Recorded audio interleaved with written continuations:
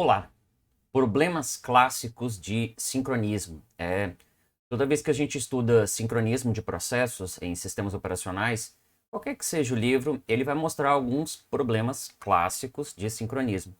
E se eles são clássicos, é porque já se estuda isso há bastante tempo, né? Pessoal, existem vários problemas clássicos de sincronismo, entendeu? Mas nós vamos abordar aqui, por minha escolha, apenas dois desses problemas que eu considero muito relevantes, que é o problema dos leitores e escritores e o problema dos filósofos glutões, dos filósofos famintos, do jantar de filósofos. Esses filósofos aí que só fica comendo e pensando e depende da forma como o autor trata, ele vai chamar do nome que ele quiser. Mas esses problemas são problemas clássicos e o que eu quero que você entenda? Eu quero que você entenda que esses problemas é como se fosse uma historinha, tá? Uma espécie de história, uma espécie de história onde envolve ali um problema a ser solucionado, um problema de sincronismo entre os elementos que fazem parte do problema. No caso do problema dos leitores e escritores, são os leitores e são os escritores. No caso do jantar dos filósofos, são os filósofos que querem comer e pensar. É isso que eles vão fazer. Eles ficam em torno de uma mesa, comendo e pensando e se revezando nisso. Só que nem todos podem comer ao mesmo tempo e por isso a gente precisa sincronizar, porque os recursos são limitados. O caso do problema dos leitores e escritores também sofre de um problema um pouco diferente, né? Mas uma situação onde escritor não pode escrever enquanto tiver leitor lendo. No meio das minhas explicações, eu vou fazer algumas analogias com outras coisas, mas você já me conhece muito bem que eu gosto dessas analogias para tentar explicar o que eu quero dizer ali. Aí você fala assim, professor, mas por que a gente estuda então esses problemas hipotéticos, ou seja, esses problemas inventados? É porque esses problemas inventados, a solução que eu vou dar para eles, né, a solução que se dá normalmente para eles, ela ilustra muito bem situações que podem acontecer com muita facilidade no dia a dia de vocês, onde vocês estiverem programando para diferentes processos ou diferentes threads e você precisa sincronizar a tarefa, tá? Então, a partir dessa explicação que a gente vai ter aqui hoje desses dois problemas, você pode falar, quando você tiver um problema semelhante, acho que com algumas adaptações lá no problema dos leitores e escritores ou no problema dos filósofos glutões, eu consigo solucionar esse problema, ok? É uma espécie de analogia, por assim dizer. Então, sem maiores delongas, eu vou explicar os dois problemas. Não tem muita transição aqui nos slides, não, tá? Eu preferi não fazer a transição, porque eu prefiro mostrar o código. Essencialmente é uma aula que vai envolver programação aqui, mas deixa eu fazer uma pequena ressalva. Apesar de haver programação aqui, eu vou dizer que é uma pseudoprogramação. Por que que seria uma pseudoprogramação? Porque apesar de a gente estar escrevendo em C, eu não estou dando o código completo com todas as especificidades que a gente precisaria ter se a gente estivesse realmente sincronizando esses problemas. Não só o autor desse livro, como diversos outros autores, e eu, no decorrer da prática, né, do ensino de SO, eu prefiro simplesmente colocar o nome das funções que fazem os sincronismos, e são funções mais ou menos genéricas, por assim dizer. O que eu quero dizer no fim das contas? Se você pegar o conhecimento que eu vou passar aqui e quiser aplicar, por exemplo, usando pthreads, que é uma API para programação, né, de múltiplas threads ali em espaço de usuário, padrão POSIX e tal, que inclusive é trabalho que vocês vão fazer, você vai ter que mudar a forma como você chama e declara algumas dessas funções, tá? Por exemplo, você não tem down e up em cima dos mutex. No caso da pthread, você tem pthread mutex lock, pthread mutex unlock. Mas assim, uma vez que você compreendeu com esse aspas pseudocódigo, por que eu estou chamando de aspas? Porque não é exatamente um pseudocódigo, né? Você vai ter que substituir, na verdade, pelos nomes corretos e pelas declarações corretas na API que você estiver trabalhando. Mas falando de uma maneira assim mais genérica, o conhecimento que está aqui pode ser adaptado para funcionar, digamos assim, né, literalmente no computador usando pthreads. Você pode adaptar esse conhecimento, por exemplo, para a forma como Java lida com as threads e assim sucessivamente, tá? Então, você não pode dar Ctrl+C, Ctrl+V no código e colocar ali no seu compilador de preferência que vai rodar, não. Não, você precisa fazer adaptações. Mas calma que essas adaptações vão ser aprendidas posteriormente num outro vídeo, ok? Onde a gente vai falar especificamente sobre as pthreads. Aqui não. Então, feita essa simplificação, né, essa explicação sobre a simplificação, porque às vezes, eventualmente, algum aluno vai falar, ah, eu copiei o código lá, coloquei e não funcionou. Não, ele não vai funcionar. Não desse jeito, ele precisa de mais detalhes, outras estruturas que são criadas, ele precisa de uma espécie de materialização do uso dessas funções de sincronismo. Beleza? Não se preocupe, uma coisa de cada vez. Bom lá, vamos ao problema dos leitores e escritores. A definição desse problema é muito simples, né? Você tem aí, imagina uma espécie de uma biblioteca onde você tem vários leitores, gente que quer ler alguma coisa.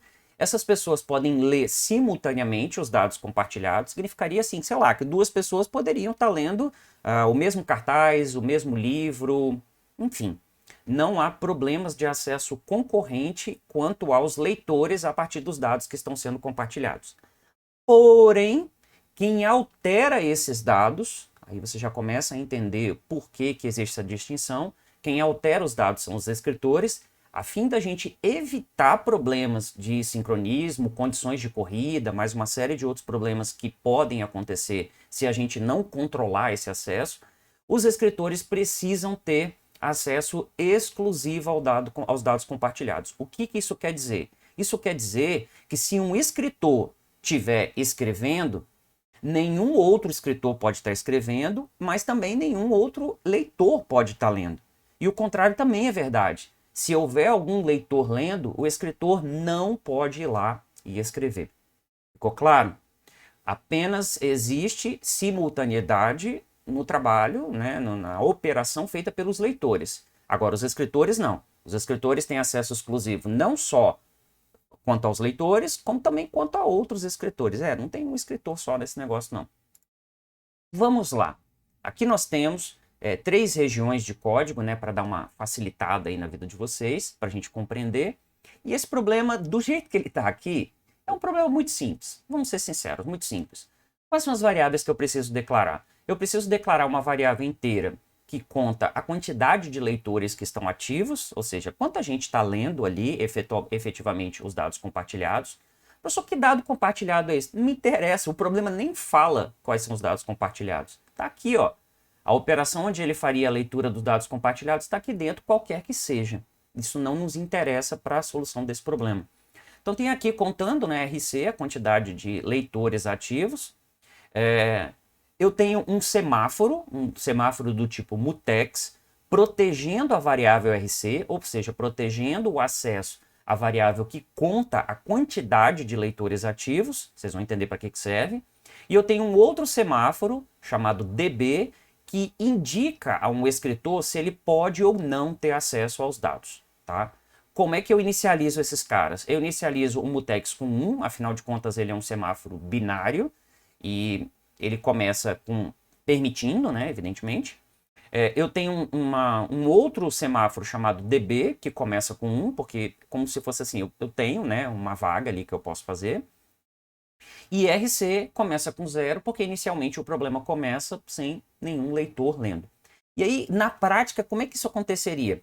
A thread que envolve um ou mais escritores é startada ao mesmo tempo que a thread que envolve o ou os leitores ou leitoras ali também é startada. Então, como é que eu quero que você pense que o computador está nesse momento? Eu quero que você pense que ele tem um ou mais escritores, cada um na sua thread startado, ou processo, eu posso pensar assim também, mas vamos pensar em thread que fica mais fácil, e um ou mais leitores, vários leitores ali startados também, e aí eles vão ser escalonados de acordo com o que o sistema operacional fizer. Lembre-se, as soluções para os problemas da seção crítica, elas precisam ser criadas sem levar em consideração a forma como os processos caminham. Elas têm que funcionar independentemente da ordem de escalonamento dos processos, da velocidade relativa aos processos, e isso exige um pouco mais de atenção. Vamos lá. Esses dois caras estão dentro de whiles com true aqui dentro, né? Tá aí, ó, C não permite isso, né? Seria um while com 1 ali dentro, né? Mas seria um while que ficaria infinitamente girando, só para mostrar, né? Então, dentro de um while infinitamente girando, o que um escritor faria nesse caso? Muito simples. Ele quer fazer uma operação de escrita, a thread foi selecionada para fazer uma operação de escrita, ela dá um down em cima de DB. O que esse down em cima de DB vai fazer? Vai tentar ter acesso à operação de escrita. Aqui dentro teria o acesso aos dados compartilhados para modificação, já que é um escritor. Ela tenta dar um down. Vamos supor, inicialmente, eu vou fazer várias dessas suposições ao longo do tempo, tá? Vamos supor, inicialmente, que DB estivesse com 1, ou seja, por uma sorte ali, ou no começo, o escritor tivesse sido selecionado. Bom, ele vai passar por esse semáforo. Por que ele vai passar por esse semáforo? Porque de 1 foi para 0 e, portanto, não é negativo, ele conseguiu entrar. Se ele conseguiu entrar, ele vai fazer a operação de escrita aqui dentro. Quando ele sair, ele vai dar um up nesse semáforo novamente. Ao dar um up nesse semáforo, é como se ele estivesse sinalizando que ele terminou a operação de manipulação de escrita sobre os dados. Professor, e se aqui ele tivesse tentado dar um down, e aí de 0 fosse para -1, no caso, conforme a gente já estudou? Ele ficaria parado aqui. E por que motivo ele ficaria parado neste ponto? Pode ser porque outro escritor poderia estar já tendo acesso aqui. Imagina, enquanto um escritor não terminou de fazer a operação, outro escritor foi lá e selecionou e tentou entrar. Ele vai ficar parado aqui. E ao ficar parado, o processo é bloqueado, ou a thread é bloqueada, vai para uma fila. Quando eu dou um up em cima do DB, o próximo processo da fila, ou a próxima thread da fila, não interessa, a ferramenta de sincronismo funciona da mesma forma, ou de maneira análoga. Essa outra thread, vamos chamar assim a partir de então, vai ser selecionada para poder fazer a operação dela. Mas pode ser, como nós vamos ver aqui no leitor, que ele esteja bloqueado para entrar na operação de escrita por causa de um leitor e não por causa de um escritor. Isso não nos interessa porque os dois manipulam essa variável semáforo chamada DB. Então, ficou claro aí, né? Se não ficou, ainda bem que está gravado. Volta e tenta ver a explicação de novo. Mas agora precisamos entender como que os leitores funcionam. Aqui nos leitores, nós temos dois semáforos, tá ok? Nós temos um semáforo mutex, que vai proteger, ó, olhou para um down mutex, já olha para onde ele fecha. Meu conselho, olhou para uma operação de down ou acquire, lembra os nomes que a gente aprendeu? Down ou acquire, ou seja lá qual for a forma como a linguagem chama, o lock seria, no caso, a forma como a pthread chama, deu um down aqui em cima do mutex, olhou, o app está aqui. Então quer dizer que tem alguma coisa aqui acontecendo, alguma manipulação aqui acontecendo que precisa ser protegida por esse mutex. E essa manipulação a gente já sabe, é o número de leitores, é a variável RC que começou com 0. Então, vamos supor que seja a primeira thread que está fazendo isso. Ela tentou aqui e passou. Não tem nenhuma outra thread tentando mexer na variável RC. Ele entra, incrementa a variável RC, de 0 ela foi para 1, e ele pergunta, RC está com 1? Se está com 1 nesse momento é porque estava com 0 antes, ou seja, foi o primeiro dos leitores a tentar ler. Aí o que ele vai ter que fazer? Bloquear escritores, porque se já tem alguém lendo, o escritor não pode escrever. Aí ele vai e faz simplesmente um down em cima de DB. Se algum leitor quiser aparecer aqui para fazer alguma coisa, sabe lá quando, vai ficar parado nesse ponto e não vai conseguir mexer. Entendeu como é que as coisas se casam? Ele deu um down ali em cima. E por que apenas o primeiro tem que fazer isso? Porque basta um leitor para bloquear qualquer tentativa de escrita. Ok? E aí ele vai mexer na variável, dar um up em cima de mutex, sinalizando que outro leitor pode eventualmente tentar entrar nessa região crítica aqui e mexer na variável RC, sem problemas. Aí ele vem e faz a operação de leitura. Essa operação de leitura em si não precisa estar protegida por nada, porque qualquer um pode ler. Eu protegi, na verdade, a contagem da quantidade de leitores. Por que eu preciso da contagem na quantidade de leitores? Para controlar a escrita. Pessoal, eu tô gostando disso. Programação de gente grande, né? Pois é. Como que fica muito pior depois. E aí, eu já li tudo que eu tinha que ler e tudo mais, eu quero sair dali. Quero sair daqui, o que eu tenho que fazer? Eu tenho que fazer um processo contrário. Lá, eu tenho que decrementar a variável RC. Como é que eu decremento a variável RC? De maneira análoga. Down e up em cima do mutex que protege a RC, decremento a RC e verifico se eu sou o último a sair da sala, se eu sou o último a ler. Porque se eu decrementei e ele foi para 0, é sinal de que ele estava com 1, ou RC, e eu sou o último. Aí se eu sou o último, o que eu preciso fazer? Acordar o escritor. E não é nem aspas não, né? É acordar mesmo. Porque se tiver algum escritor tentando entrar aqui, você fala assim, opa, pode entrar aqui que eu sou o último que estava lendo, pode terminar. E assim vai. E assim ele terminou, e isso vai acontecer de um jeito que eu não sei qual é a ordem, e é assim que a gente resolve problemas de sincronismo quando eu tenho múltiplas threads. Eu costumo ilustrar esse problema, sabe com o quê? Imagina, por exemplo, num banheiro, limpeza de um banheiro, né? E tem o servente ou a servente que vai limpar o banheiro. Tem múltiplos serventes, assim, é um banheiro muito maravilhoso, tem um monte de gente tentando limpar esse banheiro o tempo todo. Só que essa pessoa que limpa o banheiro só pode limpar quando não tiver ninguém lá dentro tentando usar o banheiro. E imagine que infinitas pessoas, não é infinita evidentemente, mas imagine que infinitas pessoas podem usar o banheiro tranquilamente, tá? Infinitos leitores podem usar o banheiro tranquilamente. Só que o banheiro não pode ser limpo enquanto tiver alguma pessoa lá usando, né? Não fica esquisito isso, né? E quando tiver alguma pessoa limpando, algum servente lá limpando, outro não pode tentar limpar e nem outra pessoa pode tentar usar o banheiro. Você percebeu que é o mesmo problema? Esse problema de sincronismo? Mas aí você fala assim, professor, mas e se tiver sempre gente para usar o banheiro? Esse banheiro vai ficar podre, né? Uhum. Tá aqui. Aqui, esse problema também, só que eu prefiro falar que o banheiro vai ficar podre porque você vai entender um pouco melhor. Aqui existe um problema do possível starvation dos escritores. O que é isso? É o problema do banheiro. O possível starvation dos escritores significa que se tiver sempre concorrência para algum leitor ter acesso, o escritor nunca vai conseguir entrar lá. Tá vendo? Porque basta um ali, e eu permito que vários, basta um que entra ali e bloqueia o escritor e acaba a história. Vai ter que dar a sorte de não ter ninguém ali. Bom, a gente não pode contar com a sorte, né? Esse problema ele está correto se não houver aí a exigência de que o escritor possa escrever em algum momento. Eu posso permitir que o banheiro fique sujo horrores ali, né? Não, eu não posso fazer isso, né? Se eu não posso fazer isso, a solução para esse problema é atender aos processos pela ordem de chegada, mas dar prioridade aos escritores. Ou seja, dar prioridade à pessoa da limpeza lá, ao servidor da limpeza que vai fazer limpar. Ou seja, quando existir um escritor pronto para escrever, esse escritor deve ter prioridade sobre os outros leitores que chegarem depois dele. Como se fosse assim, ó, um escritor, pessoa da servente chega lá para poder limpar o banheiro, e aí tem fila de gente para entrar, esse escritor, esse arrumador de banheiro ali, né, esse servente, vai ter prioridade diante dos outros que pretendem usar o banheiro. Os outros que pretendem usar vão ter que esperar.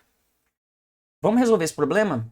Desculpa por essas analogias, tá bom, galera? Vocês conhecem muito bem como é a minha aula e eu gosto de fazer essas analogias para vocês compreenderem. Acho que é assim que a minha cabeça funciona. Professor, o problema ficou maior. Calma, o problema ficou maior, mas ele ficou compreensível. Agora, eu preciso de mais variáveis. Eu preciso de mais variáveis. Eu preciso de uma variável. A variável RC eu já tinha, que conta a quantidade de leitores. Eu preciso de mais uma variável, WC, que não tem nada a ver com banheiro nesse caso, né? Só uma coincidência. WC vai contar a quantidade de escritores.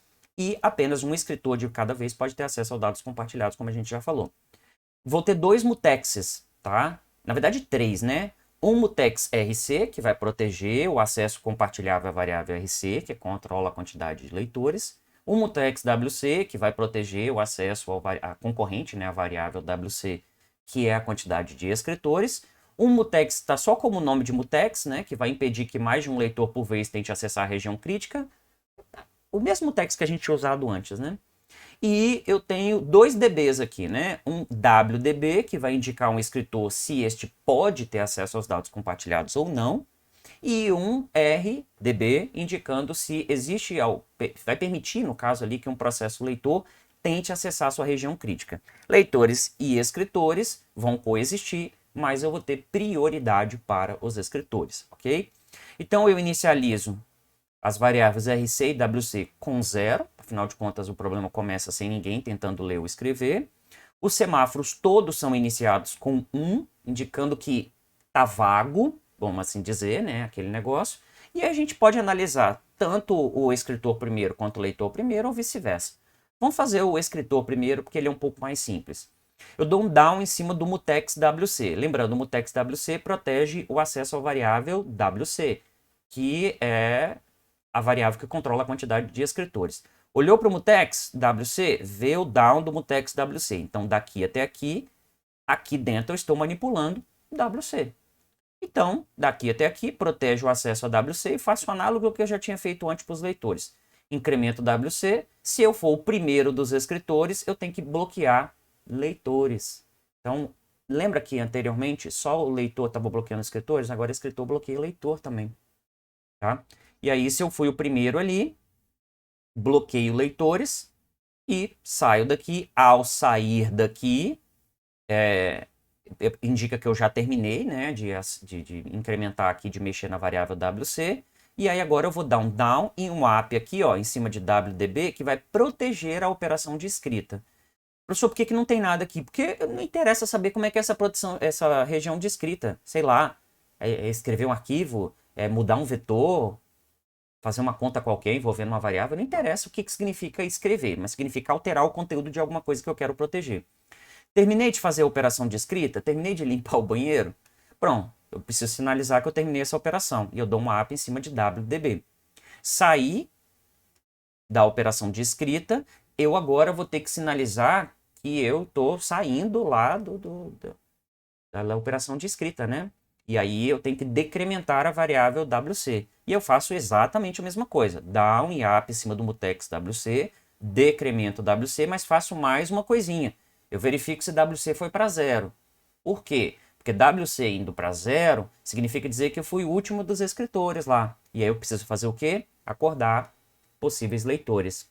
Se eu fui o cara que estava lá limpando o banheiro e não tinha mais ninguém tentando limpar banheiro. Porque nesse problema aqui eu posso ter uma pessoa tentando limpar banheiro depois da outra, tá? Esse banheiro fica muito limpinho. Se tiver outra pessoa tentando limpar o banheiro assim que o banheiro já foi limpo, esquece isso. Ele vai conseguir. Imagina que é um lugar que é muito limpo. Nem toda analogia dá tão certo, né, professor? Beleza. Então, aqui, isso que significa dar prioridade aos escritores, ok? E aí ele foi lá e, antes de acordar possíveis leitores, ele verifica se ele foi o último dos escritores. Porque se ele não foi, ele não libera leitores. O que vai permitir é que outro escritor entre lá e o problema está sendo projetado para isso. Vamos lá para o leitor. Leitor, eu tenho um mutex aqui, ó. E mutex aqui, tá vendo? Mutex enorme, protegendo o fato, né, de que eu não posso ter mais de um leitor por vez tentando entrar na região crítica. Aqui seria o processo de fazer a carteirinha de leitor. Lembrando, eu posso ter vários leitores lendo aqui, ó, nesse ponto. Mas na fila de entrada, só um por vez pode entrar. Porque eu preciso controlar a quantidade de leitores que estão ali dentro. Então, eu dou um down e um up mais aberto aqui em cima do mutex. Vou ter que dar um down em cima de RDB. Por quê? Eu preciso me perguntar se eu posso, leitor, posso entrar. Porque lembra, quem é que poderia me bloquear aqui? Escritor. Se escritor poderia me bloquear, eu vou ficar parado aqui. E aqui leitor, tá vendo? Então, todos os leitores que tentarem entrar aqui vão ser bloqueados se houver algum escritor lá. Porque é ele que bloqueia os leitores, né? Você vê que aqui não tem nenhum momento aqui que leitor bloqueia leitor, mas escritor bloqueia leitor. Legal, né? Aí eu vou dar um down agora em cima de mutex RC, que protege, na verdade, ó, ele tá aqui, fecha aqui, ó. Protege a variável RC, que conta a quantidade de leitores. Incrementa a variável RC, se eu for o primeiro a ler, eu preciso bloquear escritores. Então, eu dou um down em cima de WDB. Ao bloquear escritores, ele não entra na operação de escrita aqui, ó, tá vendo? Ele até passou por aqui, mas ele não entra aqui na operação de escrita. Ficou bloqueado ali, ó. Beleza, terminou isso, vou dando um zap em cima dos mutex. Esse mutex eu desbloqueio ele, esse mutex desbloqueio esse mutex desbloqueio esse, e aqui eu entro na região de dados. A saída é mais simples.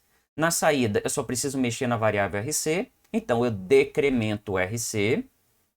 E se eu fui o último dos leitores, eu preciso dar um up em cima de WDB, porque pode ter alguém aqui, ó, que está tentando entrar para algum escritor que está tentando entrar para escrever. Tem alguém tentando entrar para limpar o banheiro. Então eu faço assim, ó, eu sou o último aqui, não tem ninguém lá dentro, não, pode entrar, tá bom? E assim termina o problema. Se você entendeu tudo isso de primeira, Eu sei não quem é você. Porque, sinceramente, eu não acho, uma pessoa que nunca teve acesso a esse tipo de situação aqui, né? Provavelmente em programação vocês nunca tiveram que fazer algo desse tipo. Porque, não sei se você entendeu, você está tendo que pensar concorrentemente. E também paralelamente, né? Paralelamente e concorrentemente. Para essas soluções funcionarem. Vai programar para multithread para você ver, tem problemas muito piores do que esse. Tá ok? Mas como o vídeo está sendo gravado, né? Você pode voltar aí. E se você ficou em dúvida, você pode perguntar, enfim, aí é o caso, tá bom?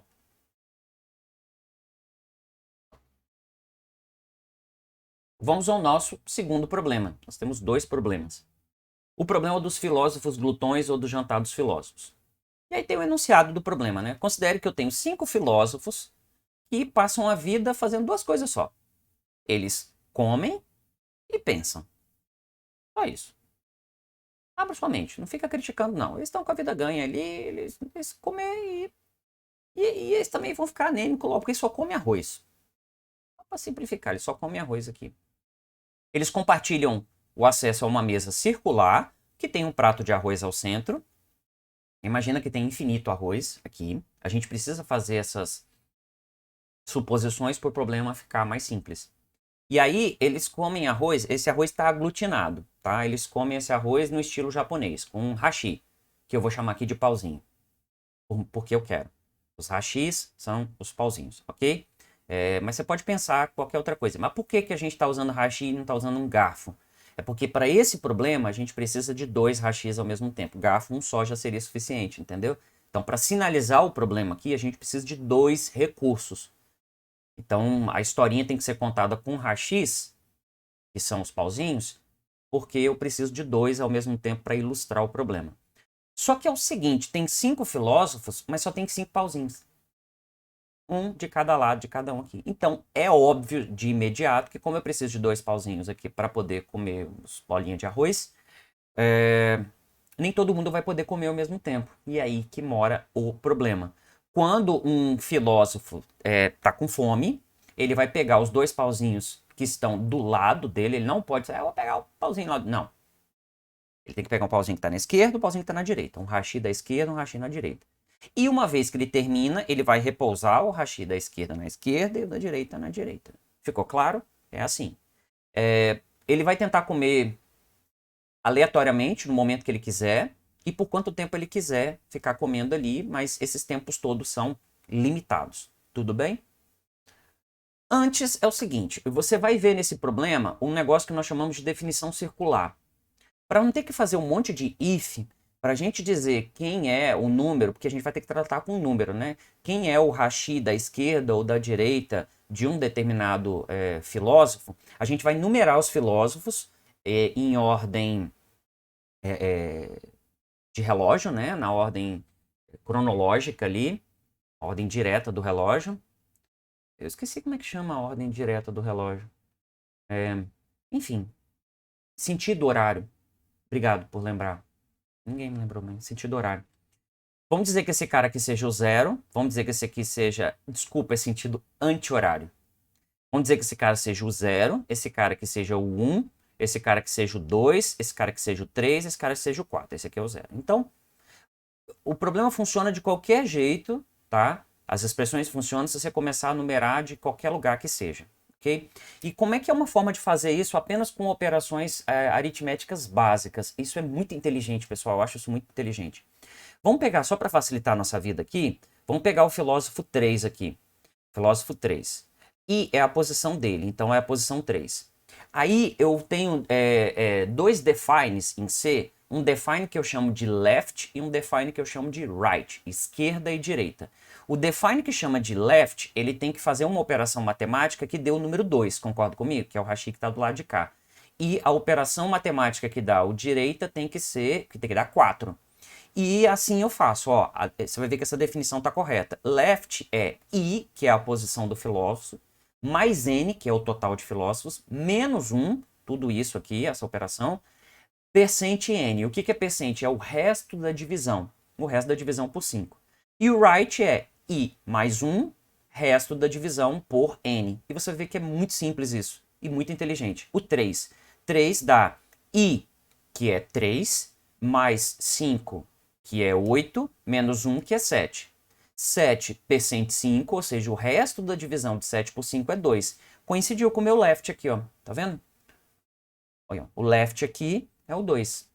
E o right que você vai ver que também, ó, que é I mais 1, ou seja, é 3 mais 1, 4, que dá 3 mais 1, 4, percent 5 dá 4, então o da direita dele é o 4. Então, vou explicar para todos eles, você pode muito bem conferir, você vai ver que até para o 0 e para o 4, que são as bordas, tudo funciona tranquilamente. Ou seja, aqui, ó, o direita do 4 é o 1 e o esquerda do... Desculpa, o direita do 0 é o 1 e o esquerda do 0 é o 4. Você tem que olhar como se você estivesse sentado ali e voltado para a mesa, tá? Nessa definição circular. Gostou disso? Vai usar isso nos próximos códigos de vocês. Isso não estava no problema original, essa explicação, pessoal, mas como eu tinha muita dificuldade de explicar isso em sala de aula, eu fiz essa tabelinha para mostrar para vocês como que essa definição circular funciona e você não pode passar daqui sem ter compreendido, né? Então, se você não compreendeu, você volta o vídeo aí e vê. Vamos lá. Vamos ao problema, então. Nesse problema, eu tenho vários defines aqui, né? Lembrando que em C, um define é simplesmente o Ctrl+C, Ctrl+V melhorado, né? Ele vai substituir todos os lugares que ele encontrar com essas palavras aqui pela expressão ou pelo número que tiver aqui do lado. Antes de compilar o código, ele vai fazer essas transformações. Isso facilita o quê, professor? Legibilidade. Nossa, e facilita muito a legibilidade. Os defines são diretivas de pré-compilação, né? Elas não entram na compilação propriamente dita. Antes da compilação, você vai lá e faz esse Ctrl+C, Ctrl+V mais inteligente, melhorado, por assim dizer, ok? Eles não são variáveis propriamente dito. N começa com 5, porque o problema começa com 5, mas pode ser, se você vai ver que para qualquer N maior ou igual a 3, se você quiser testar, você vai ver que para qualquer N maior ou igual a 3, ele vai funcionar de boas. N maior ou igual a 3, professor, ou com 2 funciona? Em tese, com 2 funciona, né? Porque eu vou ter duas pessoas, 2 rachis, com 2 funciona. Mas com 3 a gente pode pensar que existe uma concorrência ali, né? Enfim, tá com 5. Left é aquela expressão que eu mostrei, I mais N menos 1 percent N. Tem que colocar os colchetes, os parênteses, não se esqueça, porque eu tenho que fazer primeiro essa operação para depois fazer o resto da divisão. Right é I mais 1 percent N. E aí eu defini com números inteiros, thinking, que é pensando, hungry, que é faminto, e eating, que é comendo. Eu preferi não traduzir isso, porque se você encontrar isso na literatura, por aí, que de fato né? Esse problema não veio da minha cabeça, ele é um problema clássico por causa disso, né? Eu prefiro manter os termos em inglês para facilitar a tua vida quando você for buscar isso em outras literaturas, que eu recomendo fortemente que você faça. Bom, thinking, definir com 0, hungry com 1, hungry, né? Angry é com raiva. Hungry é faminto, coisas do inglês. E eating, ou eating, como os ingleses, os americanos chamam, eating, 2. State. State é um vetor, porque afinal de contas eu tenho 5 filósofos. Então, o estado de cada filósofo é uma posição nesse vetor de estados dos filósofos. Eu tenho aqui um semáforo inteiro. Esquece aqui type-def int semaphore. Tá? Só está chamando inteiro de inteiro aqui. De semáforo aqui. Mas enfim, aqui você substituir por um semáforo de baixo. De fato. E aí o semáforo mutex está inicializado com 1. E tem um semáforo filo aqui, também com 5 posições. E vocês vão entender o que isso significa aqui ao longo do nosso teste aqui, mas ele basicamente vai dizer se um filósofo pode ou não fazer, se ele conseguiu ou não pegar ali os hashis, que aqui está sendo chamado de forks, seria os garfos, né? Pegar os hashis para poder, os pauzinhos dele para poder comer. Então, vocês vão entender melhor isso aqui no decorrer da explicação. Quais são as funções que eu tenho aqui? Eu tenho a thread, não é bem a thread principal, né? Mas é a thread que controla o filósofo, que precisa de outras funções. Porque eu tenho uma thread principal que vai inicializar esses filósofos, e os filósofos em si que são as threads. tá? Então essa thread aqui do filósofo, a thread que vai ter múltiplas instâncias, ela vai estar rodando o tempo todo. E ela vai fazer aquilo que a gente falou.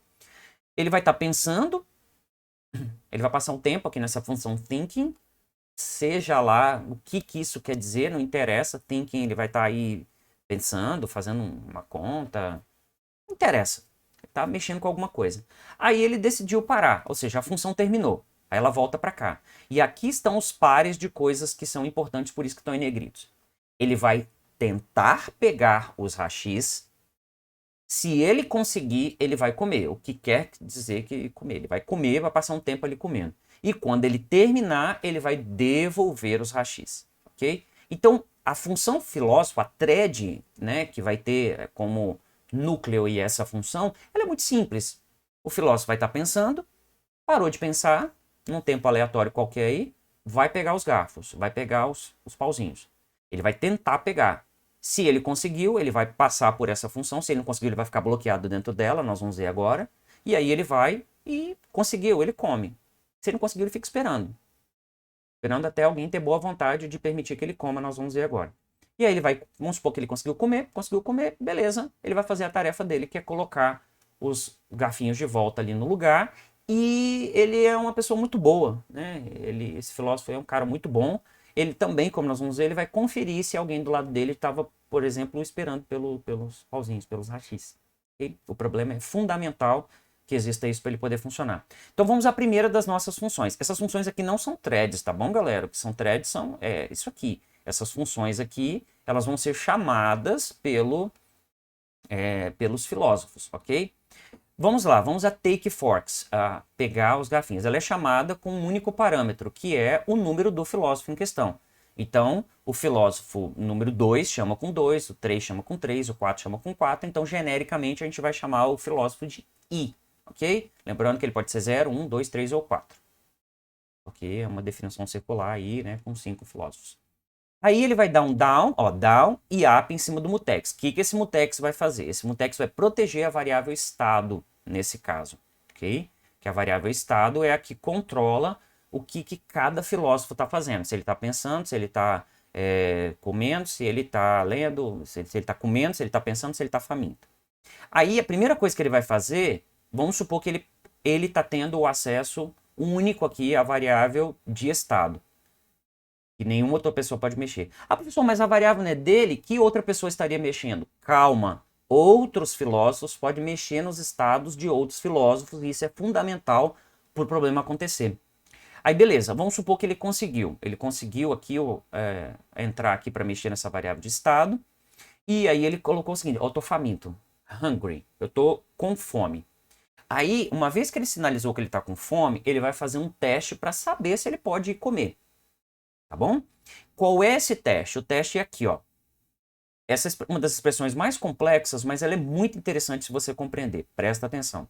Ele vai fazer um teste, vai chamar teste com o número dele. Chamou teste com o número dele. Aí ele verifica o seguinte. Ele verifica, eu tô no estado faminto? Mas eu acabei de colocar faminto. Confia no problema. Ele tem que fazer essa verificação.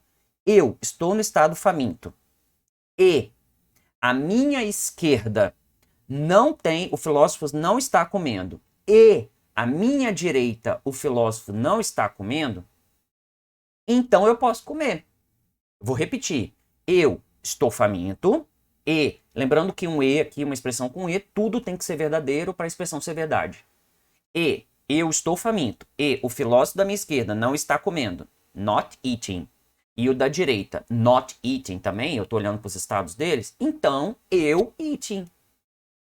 Parecendo que esse coach falando. Aí, se isso foi verdade, ele entrou aqui. Ah, professor, enquanto ele estiver fazendo esse teste aqui, alguém estiver testando. Não vai, porque a operação de teste está dentro desse semáforo aqui, ó, mutex. Então, outra pessoa não pode mexer. Só ele pode fazer esse teste por vez. Um por vez. Okay? Então, ele vai e sinaliza eating e faz um negócio que eu acho super inteligente, que é dar um up antes de um down. Ele dá um up em cima da variável que controla, lembra aquela que eu falei que você ia compreender? Um down uma variável que controla se ele pode ir ou não comer, ele dá um up em cima de filo na posição I, que é a posição dele. Ao dar esse up, supondo que ele consiga, ele vai voltar para cá, dar um up em cima de mutex, ou seja, acabei de mexer na variável de estado e tudo mais. Se esse up aqui tiver acontecido, é sinal de que esse if foi verdadeiro, ele vai passar por esse down. Ao passar por esse down aqui, ele vai sair da função takeFox e vai comer. Se isso aqui foi falso por qualquer que seja a razão, ele não vai dar um up em cima desse filo e vai parar nesse down aqui. Ao parar nesse down em cima de filo na posição I, ele é a mesma coisa que ele vai estar parado aqui dentro do takeFox. Ele vai tentar, vai ver que não e vai ficar parado. Vai ficar parado até quando, professor? Calma. Vamos ver agora um outro filósofo que já teve acesso, já comeu, já esteve aqui, já teve acesso, já comeu, e agora ele vai devolver os garfos. E ele vai devolver de um jeito bem gentleman, ok? Ele vai devolver os garfos, então ele vai chamar a função putFox para a posição I, que é a posição que ele se encontra. Dá um IAP em cima de mutex, porque ele vai mexer na variável de estado, ok? E aí ele vai fazer o seguinte, ele vai se sinalizar que ele está thinking, que ele está pensando, que afinal de contas ele acabou de comer. E aqui que eu acho um pulo do gato maravilhoso. Ele vai chamar a função teste para o filósofo da esquerda e para o filósofo da direita. Ao chamar a função teste para o filósofo da direita, ele vai perguntar, para a esquerda, ele vai perguntar, o filósofo da esquerda está faminto? É por isso que tem essa verificação, entendeu? Aquela hora que você faz... É por isso que tem essa verificação na variável, na função teste. Ele vai verificar, o cara da minha esquerda está faminto e o esquerda do esquerda dele não está comendo e o direita da minha esquerda, que na verdade sou eu, se você for parar para pensar, não está comendo, então eu coloco ele comendo. Coloca, pode comer, meu filho. Pode comer, porque você estava esperando aí, você pode comer. E eu faço a mesma coisa com o da direita. Eu faço um teste para o da direita. Se o da direita tiver faminto e o esquerda dele, que nesse caso sou eu, e o direita dele não estão comendo, eu permito que ele coma também. Porque vai ver os dois estão esperando. Vai ver um só está esperando. Vai ver ninguém está esperando mesmo. Se ninguém está esperando, dane-se ele, bola para frente. Uma vez que ele fez essa cortesia aqui, ele dá um up em cima de mutex, ou seja, já mexi na variável de estado, e putFox sai, e o while continua, ele volta a pensar. Acabou a explicação do problema. Se você entendeu de primeira, parabéns, você tem uma mente assim muito legal, tá? Muito boa mesmo. Porque que eu me lembro assim, na época da faculdade, que eu aprendi esses problemas lá na faculdade, nossa, isso me deu um negócio na minha cabeça. Pois é, isso, quando a gente falou das dificuldades para se programar para múltiplas threads, né? A gente está falando de problemas de sincronismo nesse sentido. E à medida que você vai passando mais e mais tempo mexendo com isso, você vai vendo mais e mais problemas, e esses problemas ali vão te trazendo essa bagagem para como você pensar nas coisas. E mesmo assim, estejam preparados para dar bug, vários bugs, vários problemas, e que pode acontecer numa situação que você nem imagina como. Então você vai ter que fazer aí, quando você for implementar problemas, esse problema, a corretude dele já está comprovada, ele está correto, ok?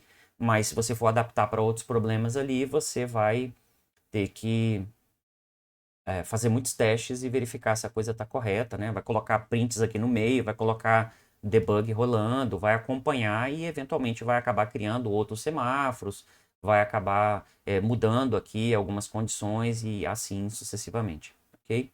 Bom, esses foram os dois problemas, né, que nós tivemos aqui. Nós não vamos falar outros problemas aqui, porque só vai dificultar a vida de vocês. Eu queria que esse vídeo realmente fosse um pouco mais curto, estamos aí por volta de quase 45 minutos. Provavelmente você vai ter que assistir esse vídeo mais uma vez e não se espante com isso, porque isso é normal. E tenta você ir olhando ali para os problemas e compreendendo direitinho, porque uma coisa é acompanhar o meu raciocínio, né? Outra coisa é você conseguir fazer direitinho. E aí, depois que você aprender a trabalhar com pthreads, você pode muito bem colocar esse problema para funcionar com poucas modificações. Você consegue tranquilamente colocar esse problema para funcionar em C mesmo. Mas espera até chegar lá e até ter que fazer esse tipo de coisa, tá bom? Tenta entendê-lo do ponto de vista conceitual e do ponto de vista de programação num nível mais alto, por assim dizer, nesse momento. Bom, muito obrigado pela sua atenção e até a próxima. Tchau, tchau.